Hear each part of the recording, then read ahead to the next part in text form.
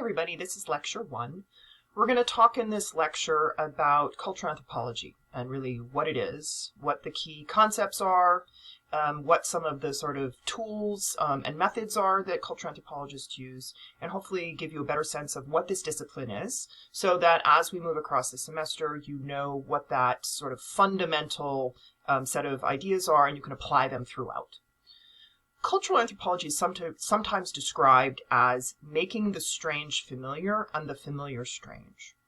What we mean by this is by engaging in the kind of work that cultural anthropologists do, it allows us to understand cultural worlds that we're not familiar with as part of our shared humanity. That is to say that all people everywhere share certain characteristics, right? We're all human. We engage in a lot of the same kinds of activities, even if we do so from different cultural perspectives. So making the strange familiar means that using the tools of cultural anthropology, you can start to engage with unfamiliar cultural worlds or cultures that are not yours or that you've never sort of participated in before, and understand sort of that those are examples of the human experience, not that different than your own. On the other hand, it also makes it familiar strange. And what that means is that cultural anthropology allows us to sort of step back from all the things that we take for granted in our own cultural worlds and understand them as just one variation among many. So you'll both get a new perspective on the way you do things and new appreciation for the ways that other people do things. So that is, I think, sort of the premise for a lot of the stuff that we're going to be doing in the course this semester.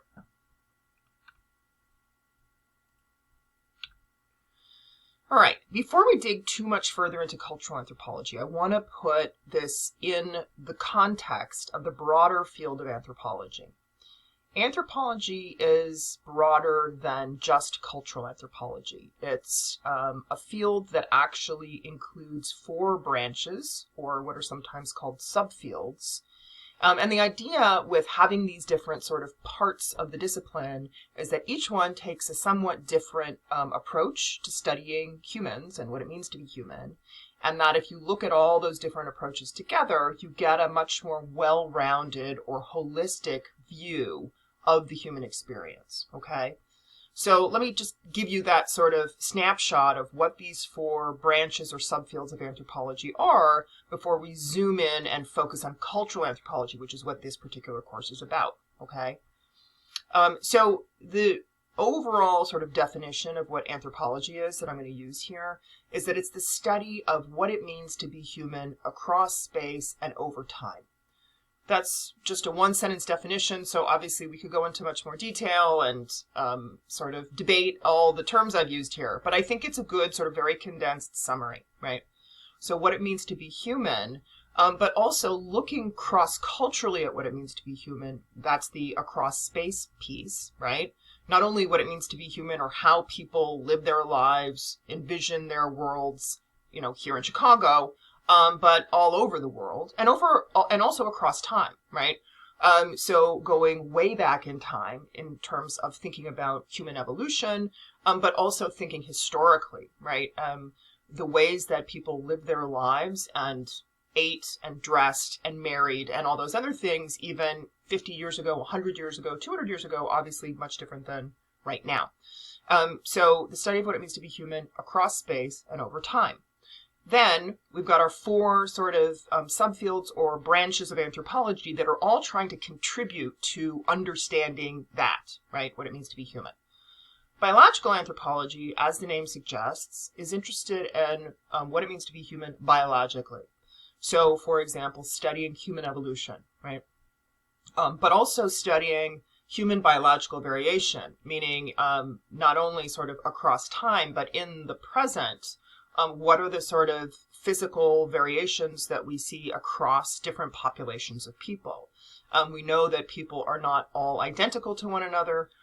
We're all part of the same species and we have a lot in common, but there are those variations. So biological anthropologists are interested in understanding that and how they reflect the evolution of the human species. Archaeology is in some ways quite similar to cultural anthropology. Archaeologists are interested in culture, interested in human societies, but the difference is that archaeologists study human societies of the past. And I'm sure you're probably familiar with this. Either you've seen, Indiana Jones or something else. There's some famous sort of fictional archaeologists out there. So because they're studying societies of the past, archaeologists need to rely on what those societies left behind, right? So that is things like the remnants of their houses or pieces of the pottery that they used to store water or store food, right? Not everything is going to survive. So archaeologists excavate or dig up those remnants and try to use that stuff that's left over, that remains, to piece together what those societies of the past were like. The third subfield is linguistic anthropology. And again, as the name suggests, this is a focus on language and cultural context. Language, as we'll talk about a little bit later in the course, is one of the hallmarks of what it means to be human, right? So linguistic anthropologists really sort of focus on human communication. And that includes both the nature of language, how languages are structured, and also how people use language in different sorts of contexts to communicate. And then finally, last but not least, of course, is cultural anthropology, which I'm defining here as the study of contemporary human social life, all right? This is the subfield that we'll focus on in this class, Anthropology 212, but I think it's worth understanding that there's a bigger picture into which cultural anthropology fits, right? In here, we'll be focusing on contemporary people, so living people, as they live in cultural groups, and what the sort of ins and outs of those shared lives, those shared worldviews are. So that is our subject for this semester. Okay. So let me talk a little bit then about the most important concept that we need to take on board to understand the work of cultural anthropologists, and that is culture. Culture is a topic that obviously is central to what anthropologists do. It's also a concept that has been debated quite a bit by cultural anthropologists. It's an important but not always a straightforward or easy to understand concept. Anthropologists themselves have often debated what culture is and what the value of the culture concept is. So I'm going to start by giving you sort of, I think, what are some fundamental characteristics of this concept, but understand that, again, it's something that we'll also sort of learn about and which will emerge over the course of the semester, particularly as you read the work of anthropologists. So again, for the sake of sort of giving you a quick entry into understanding this concept, I'm going to give you a very short definition of what culture is. So what I'm saying here is that culture is everything that people do, feel, think, and say in the context of a particular social world. There are a few things to look at in that definition.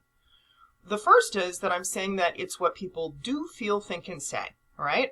So in other words, culture operates sort of in various realms or at various levels.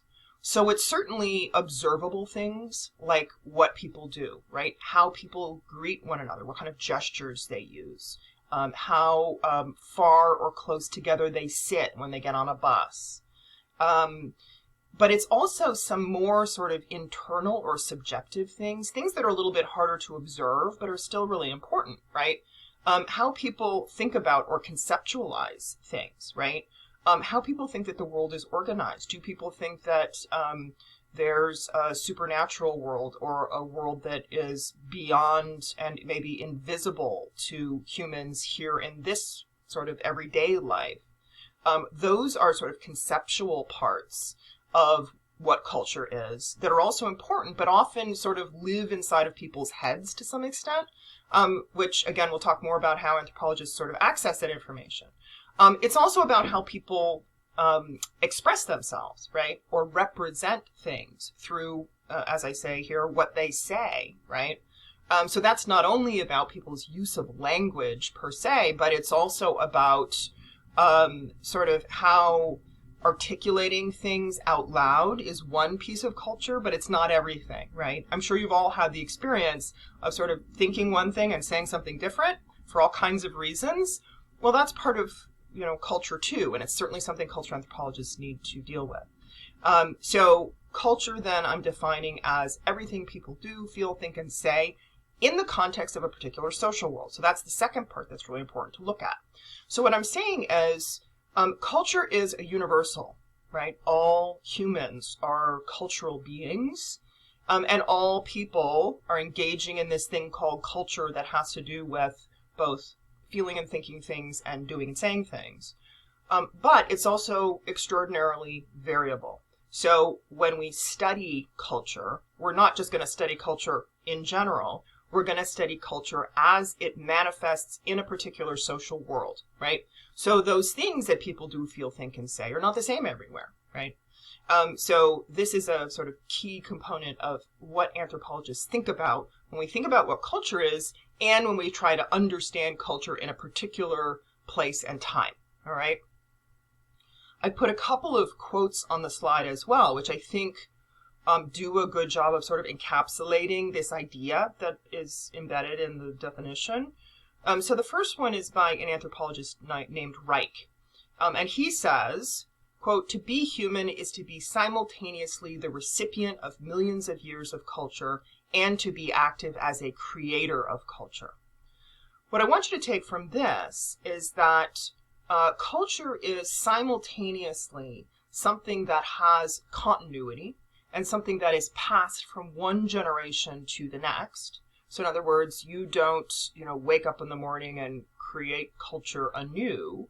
You are living in a in a context, in a set of ideas, in a set of practices that you were introduced to by the people that came before you, by your family, by your ancestors, etc. Right? So you are, to a certain extent, bearing forward something that you inherited, right? Again, from your family, from your community, from your society. However, it's really important to point out that that doesn't mean that you are somehow like a cultural robot, just reproducing exactly what every generation before you did. The fact is you inherit or you bear forward those cultural practices and concepts that you get from your parents and others. But you also have free will and autonomy and innovation and creativity.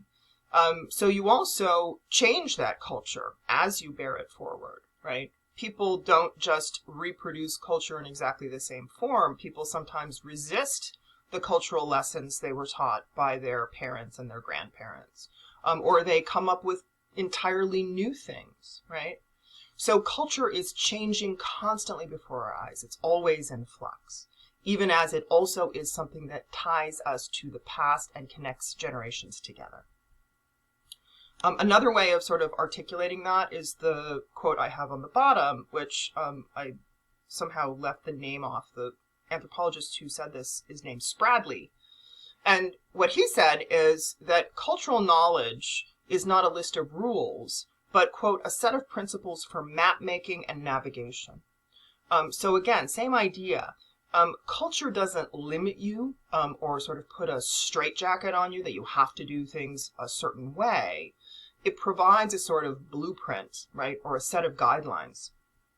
And the fact is then when you take up those tools or those ideas, you create something that may be a different variation on those practices that has never been seen before, right?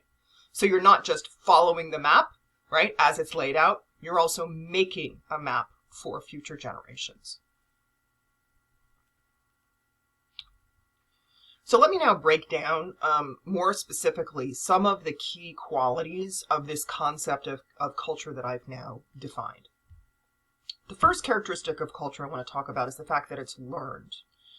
Unlike other animals, most other animals at least, there is some debate about whether, for example, the great apes have something that we can call culture. But for the most part, unlike other animals, Humans are not born with instincts that guide how they do things in the world, right? You are not born already knowing what you need to do to survive and thrive. Those things are taught to you, again, typically by parents or guardians, family members, community members, the people that are around you the most as you're growing up.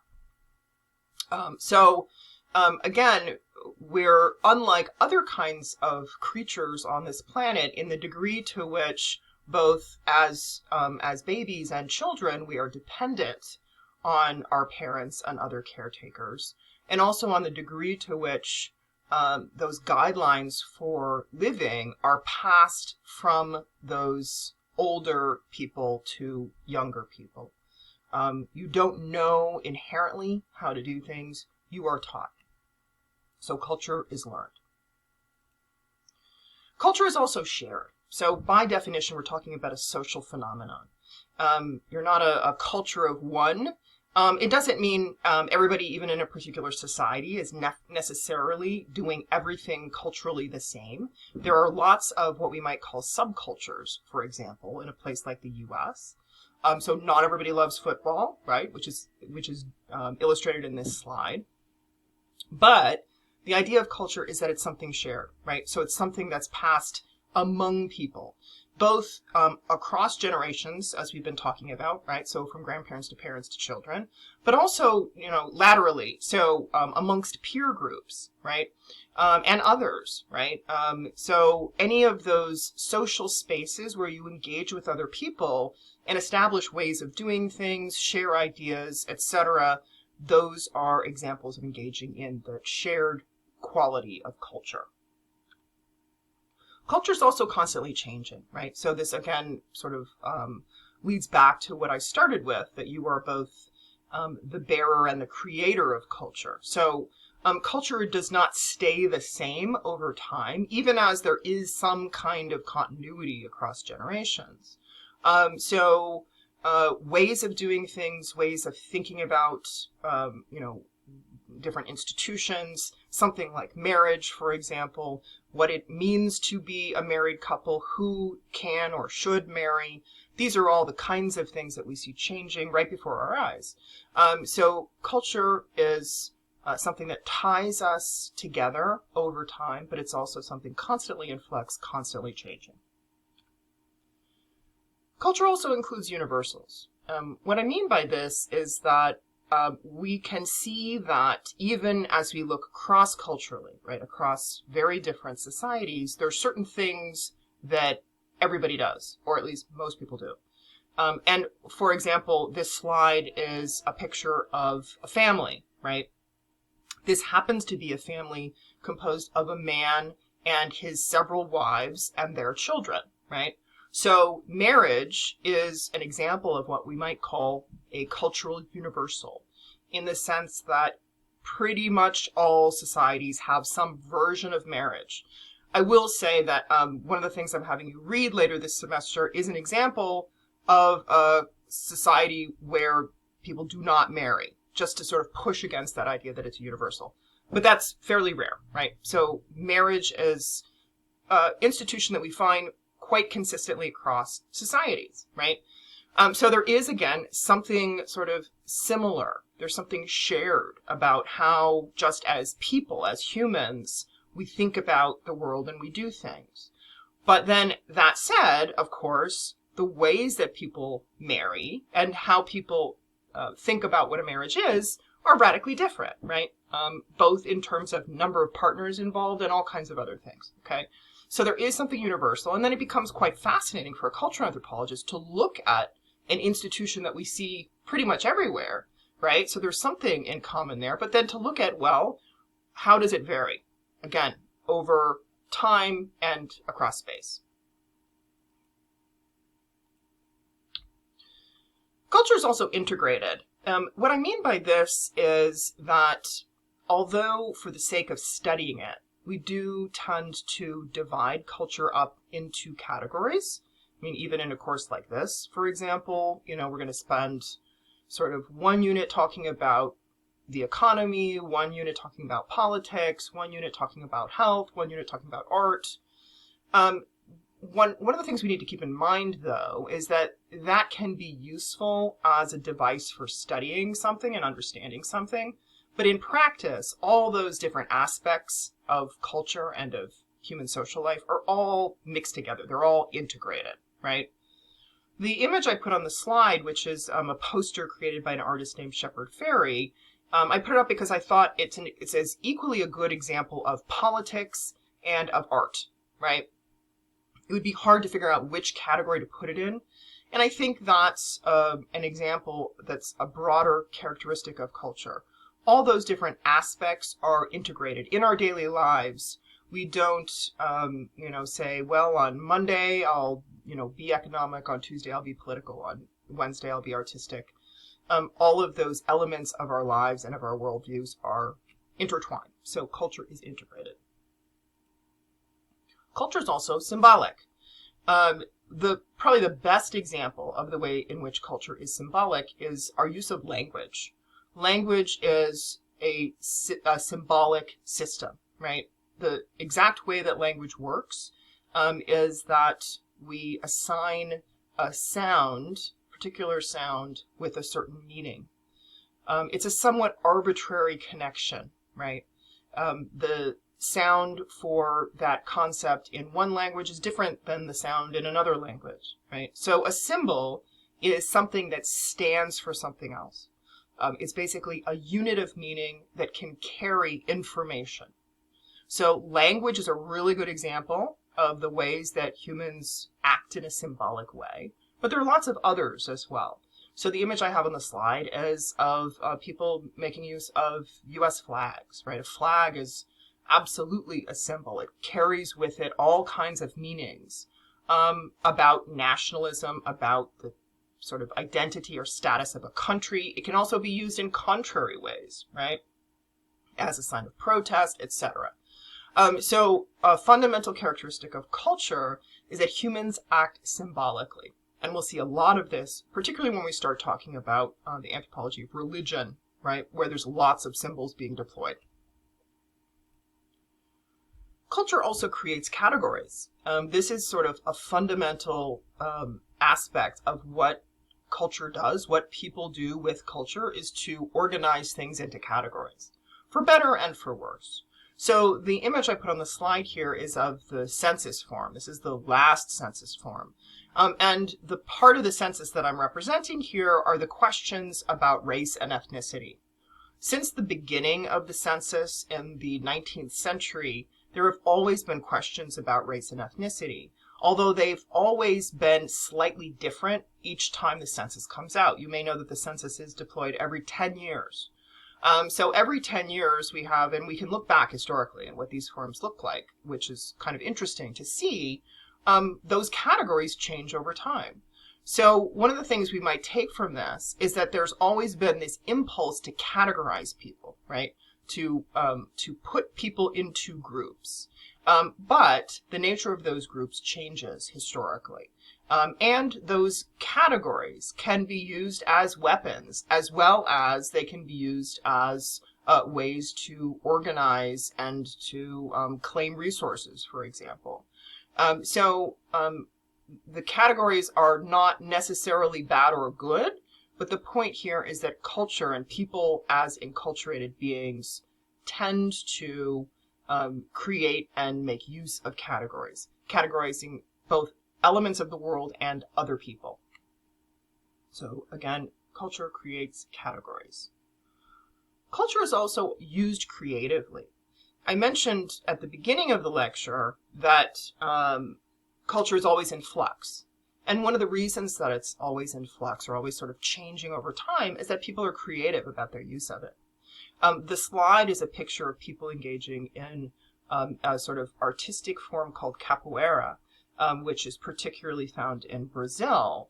And it's a form, an art form that's sort of a combination of dance and martial arts. It reflects both history and culture.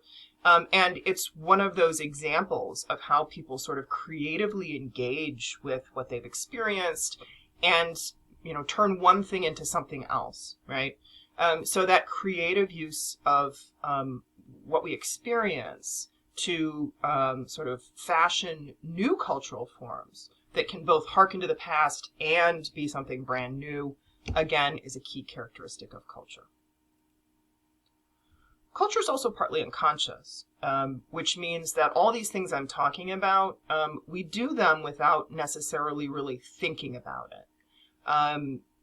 Indeed, a lot of the stuff that we do that is a part of a particular cultural worldview, we do in a way that seems to us to be natural or feels like it's just the way things are done, right? We don't sort of, get out the rule book and figure out, where we're supposed to stand or what we're supposed to say. It's just sort of what comes out because we are steeped in that cultural world. It's just what happens almost as a matter of course. So again, one of the things, as I said at the beginning of the lecture, that cultural anthropologists try to do is to make the familiar strange. So if we start really looking at this stuff and understanding that it's not just quote unquote natural, it's not just quote unquote how people do stuff, but it's a specific cultural practice, then we can start to notice that some of the things that we do without thinking about it actually say something about who we are culturally, right? A really good example of this is what you do when you greet someone. We do that kind of action so much, and it's so sort of embedded in culture that we don't really have to think about it very much, right? But it's very specific and it's culturally variable.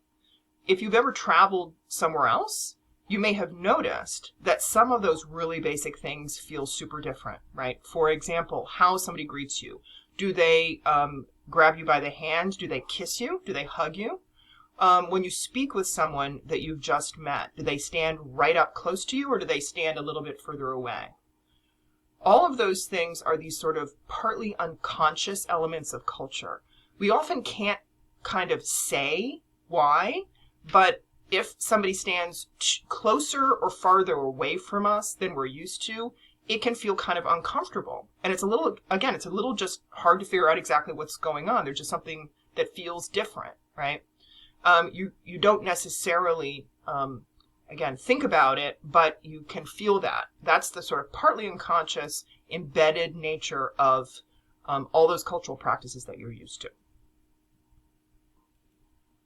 Okay, so those sort of that list of qualities that I've just gone through, those are all things I'd like you to know about sort of culture as a concept and as an idea that we will work with as a part of the way that cultural anthropologists do their research. So, bear that in mind. Again, the cultural concept will continue to sort of emerge over the course of the semester, but I wanted to give you sort of that overview now. I'm going to add something now to a couple of other key concepts as a way of sort of ending out our first lecture. And these are related to the culture concept that I've just been discussing, but are a little bit different. So the first is the concept of cultural relativism. This is a very important idea for cultural anthropology. And what cultural relativism says is that in order to understand a cultural practice that is different than what we are used to, we need to first suspend our own cultural assumptions, our own cultural framework, in order to understand that culture from an insider's point of view, right? So if we want to understand something cross-culturally, we need to try to understand that culture in its own terms, not in our own terms, right? So in other words, you need to start by setting aside your own assumptions, prejudices, ideas about how the world is, if you want to fully understand an alternative perspective on how the world is. So that's cultural relativism. Now, I want to make a distinction now between cultural relativism and two other concepts. So the first is the comparison of cultural relativism versus ethnocentrism. These are basically opposites, right? So ethnocentrism is the idea of putting your own cultural framework in the center, right? So if you think about how that word is crafted, you can sort of get a sense of its meaning. So in other words, if you assume that the way you do things, the way you think about things, is not only just one variation, but it's the best way, it's the only way, it's the most natural way, that is acting in an ethnocentric way, okay? So what we try to do in the field of cultural anthropology is to get away from acting in that ethnocentric way and instead embrace an approach of cultural relativism. So we try to eschew or reject ethnocentrism and embrace cultural relativism, all right? The second comparison I want to make is between cultural relativism and moral relativism. People sometimes get the idea that cultural relativism, right, saying that we want to understand cultural practices or cultural ideas in their own terms from the perspective of people in that culture, somehow means that we're arguing that, everything's okay, that people can do anything if it's in accordance with their culture and it needs to be accepted, right? And that's really not the case. Cultural anthropologists make a distinction between cultural relativism and moral relativism. So while cultural anthropologists embrace cultural relativism, we do not embrace moral relativism, all right? So in other words, the idea that in order to understand a cultural practice, we need to understand it in its own terms does not mean that we then need to condone it. For example, we might very well feel like a particular cultural practice is contrary to our own sort of moral compass or how we think about what is good for people.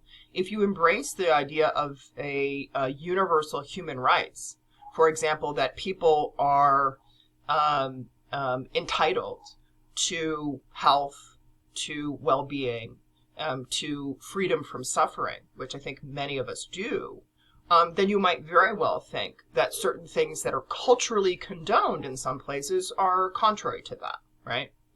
There's all kinds of things that happen in the United States that we might think are morally really problematic, even if they make sense culturally in this place, right? So what I'm saying here is that cultural anthropologists can and do embrace cultural relativism without being moral relativists. You can believe in certain moral principles across the boards and still be a relativist in terms of how you go about trying to understand cultural variability, okay? So I know I've thrown a lot of ideas at you today. Again, I think we'll spend a lot more time sort of unpacking all of these elements. But I'm hopeful that this set of tools that I presented in this first lecture will give you at least sort of a starting place for understanding what cultural anthropology is, and some means to continue to work on these things over time. So take care, and we'll talk again soon. Bye-bye.